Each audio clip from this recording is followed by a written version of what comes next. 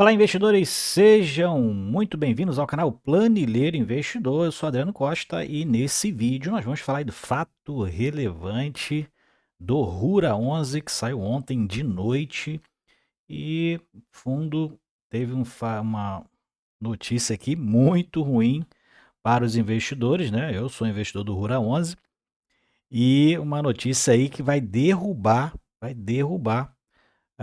os proventos do fundo, tá? Então, se você quer saber notícias aí do Rura 11, inclusive a respeito do mercado de agro, né? As principais notícias que têm afetado os fundos de agro aí, muitos com sérios problemas de inadimplência dentro da sua carteira, fique ligado nesse vídeo para você ter informações atualizadas, beleza? E não perca tempo aí, se inscreve no canal, tá? Deixa o seu like, é tudo de graça e você ajuda muito a gente aqui no canal, tá bom? Bom, fato relevante ontem do Rura 11, Rura 11 que soltou um fato relevante quase 9 horas da noite de ontem, dia 29, né, de outubro. E o fundo fala aqui, comunica aos cotistas sobre o mercado, né, os fatores, fala aqui a respeito dos fatores macroeconômicos e setoriais, muitas variáveis de mercado afetando diversos fundos, né? A gente tem aí as condições, a gente tem acompanhado, né, as condições climáticas aí Brasil afora, né, seca, alagamento, então condições muito adversas que têm prejudicado muito o agro, queimadas, né? E além de tudo isso, tem os fatores macroeconômicos que têm prejudicado aí, feito muitos produtores entrarem com recuperação judicial. A gente vai ver algumas notícias a respeito disso, tá? E por conta desses fatos, o Rura 11 é, vai provisionar, né, um PDD, que é a provisão para devedores duvidosos, em dois ativos que ele tem na carteira, que é o CRA Concertini e o CRA Portal Agro,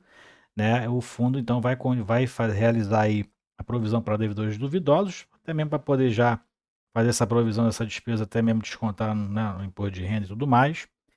E por conta disso, o fundo também fará um caixa, né? Vai fazer aí um acúmulo, uma reserva de caixa, constituir uma reserva de caixa no fundo, tá? Isso, o fundo então pretende dos resultados, fazer uma reserva entre 30% e 40% do rendimento, ou que ele tem distribuído basicamente, né? Se a gente pegar grosso modo, aquilo que ele tem de resultado, ele vai pegar de 30% a 40% para efetuar uma reserva de caixa nos próximos meses. O fundo não diz quantos meses isso vai durar, vai ser nos próximos meses, e com isso, né, o fundo então provavelmente, que tem distribuído entre 9 e 10 centavos, vai distribuir agora entre 5 centavos e 7 centavos, provavelmente será o rendimento do fundo nos próximos meses, tá? Justamente para o fundo fazer essa reserva de caixa.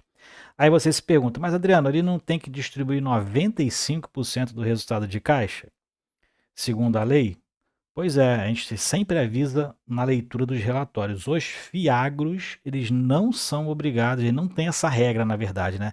Eles não têm a regra que é obrigado a distribuir 95% do seu resultado de caixa semestral. Essa regra não se aplica aos fiagros e nem aos FIINFRAs, tá? E isso, então, o fundo, utilizando dessa regra, né, que ele não tem, na verdade, ele não tem essa regra, o fundo fará esse acúmulo aí de rendimentos para efetuar e fazer um caixa, uma reserva de caixa nos próximos meses, tá? Essa foi uma notícia que o fundo soltou ontem e hoje o fundo despencou mais de 12% no mercado.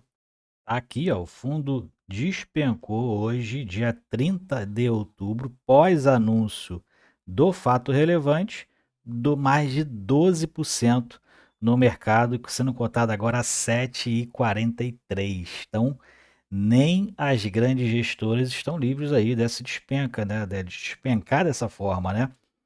O fundo realmente derreteu. Claro, o fundo está se antecipando a qualquer tipo de crise, né? Fazendo ali a provisão, fazendo uma reserva de caixa. O fundo sempre procurava sempre distribuir basicamente quase 100% dos seus resultados.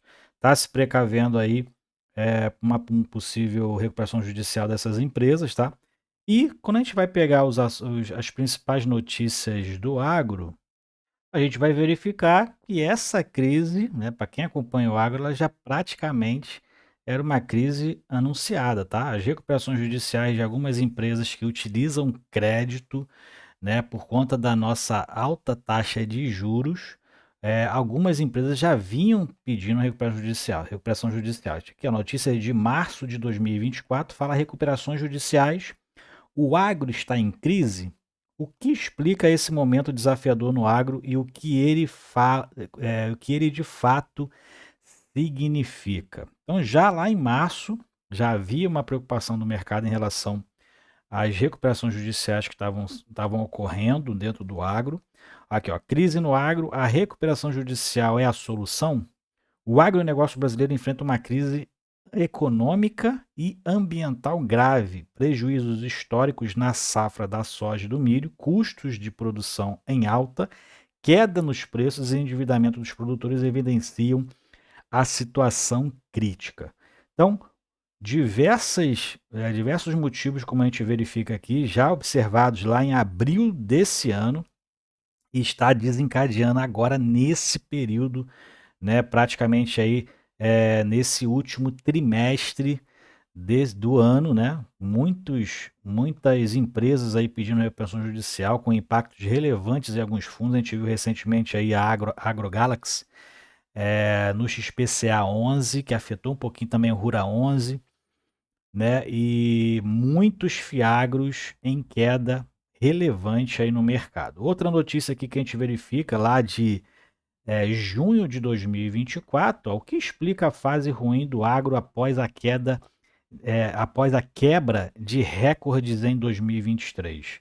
Então, em 2023, o agro voou, né? Muitos créditos aí sendo concedidos para muitos fiagros aparecendo, né? Muitos produtores aí ampliando a sua cadeia produtiva e a conta está chegando, né? Então, esse ano teve diversas condições climáticas desfavoráveis, secas, alagamentos, queimadas, né? Além também do cenário macroeconômico que a gente está vendo agora novamente, a taxa de juros subindo, a Selic subindo, e isso aumenta os encargos financeiros dos créditos concedidos, principalmente como a gente vê dentro do agro, muitos créditos indexados ao CDI, então que aumentam por conta aí do encarecimento do crédito, e aí a Selic acaba aumentando também, encarecendo mais ainda o que já estava caro.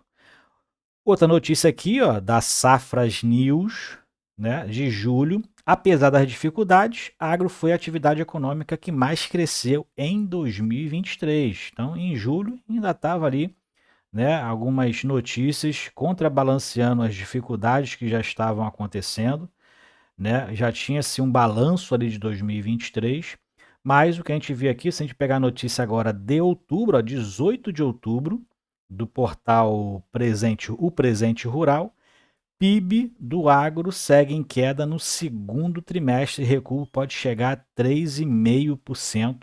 Então aquilo que já estava, que foi muito bom em 2023, já se observa aqui, ó, uma queda de quase 4%. Atrelado ao desempenho da economia brasileira, como um todo até o momento, o PIB do agronegócio pode corresponder a 21,8% do PIB do Brasil, abaixo dos 24% registrados no ano passado. Então, já na expectativa do segundo trimestre, aqui, notícias de agora já de outubro, é bem provável que o agro feche né, a quase 5% aí abaixo do que foi em 2023. Então, tendências aí econômicas muito ruins também para o setor. E aqui, ó, notícias aqui de hoje, 30 de outubro, Danone, grande empresa aí, né, do setor de alimentício, né, é uma empresa europeia, é uma empresa francesa. Danone mexe com a soja do Brasil e inaugura nova crise entre agronegócio e União Europeia. Então, que já estava ruim, um grande exportador de soja que é a Danone, né, critica a soja brasileira e desencadeou ameaça de boicote aos produtos da multinacional francesa. Então aqui tem a questões lá de leis da União Europeia a respeito aí de desmatamento, né? E uma das regras aprovadas que ele fala aqui, ó, que passará a valer agora em dezembro, essa regra ele fala aqui a respeito do desmatamento, o regulamento de desmatamento da União Europeia. Então, uma das regras seria exatamente a questão do desmatamento. Então, se uma empresa compra um produto onde há um desmatamento desenfreado, né, sem haver ali a sustentabilidade, né, da floresta, né, da onde é feito ali a produção, as empresas europeias estão proibidas de fazer esse tipo de negociação com essas empresas, com esses países, tá? Então, a grosso modo, é mais ou menos isso. E um grande exportador aí de soja brasileira, que é a Danone, né, desencadeia uma nova crise aí do agronegócio. O Brasil, que é o maior exportador de soja praticamente aí do mundo, né? Ataques à soja do Brasil empurram produtores rumo a uma crise. Então, críticas e denúncias impactam sojicultores em período de queda na produção, baixa de preços, isso aí vai desvalorizar os produtos, com certeza, vai desvalorizar a soja no mercado e vai reduzir as exportações, né? Então, Danone não compra mais soja brasileira. Isso pode desencadear aí uma nova crise e algumas empresas aí pode realmente vir a quebrar. Que ele fala aqui, ó, a Agência Internacional de Notícias repercute o que a Danone, centenária empresa de alimentos francesa com atuação em 120 países, anunciou. Não compra soja brasileira por conta do desmatamento em áreas que os europeus julgam que deveriam ser preservadas. Isso, lei ainda sem aprovação no Parlamento Europeu. Então, notícias aqui de hoje, tá? 30 de outubro, pode desencadear uma nova crise da soja aqui no Brasil. E para encerrar aqui o giro de notícias, por que os produtores estão entrando em recuperação judicial? Então, alguns números aqui interessantes. Ó, de acordo com o Serasa Experience, pedidos de recuperação judicial por parte dos produtores rurais cresceram mais de 500% em 2024. Então, muitos estão pedindo a recuperação judicial para buscar uma proteção jurídica para não falir e continuar na atividade. Então, em 2024, a soja e milho registrou o maior prejuízo em 25 anos, né, segundo estudos aqui do CPEA, o Centro de Estudos Avançados de Economia Aplicada. Então, muitas adversidades que eles falam aqui em relação também ao clima, tá? E que tem aí os custos de produção alto por conta do alto preço do crédito também, que é muito utilizado no agro brasileiro, e a margem de lucro mais baixa por conta disso. E mais para baixo aqui a gente vai verificar que muitos têm pedido justamente para poder proteger o seu patrimônio próprio. A recuperação judicial a gente sabe que é um processo legal, não é ilegal. O produtor rural altamente endividado tem essa oportunidade de reestruturar suas dívidas, protege o seu patrimônio próprio e garante a continuidade das atividades. Então, muitos têm pedido isso justamente para tentar continuar nas atividades e não perder tudo aquilo que conquistou, né, um patrimônio próprio, respondendo com seus próprios bens.